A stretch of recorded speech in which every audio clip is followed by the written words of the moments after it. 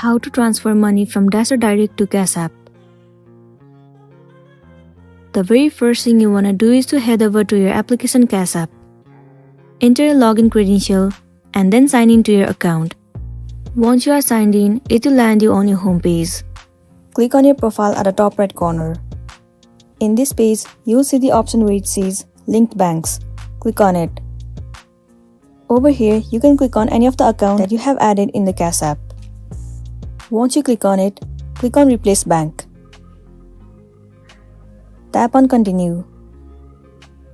Now in the search bar, search for the bank in which your Dasher Direct is connected.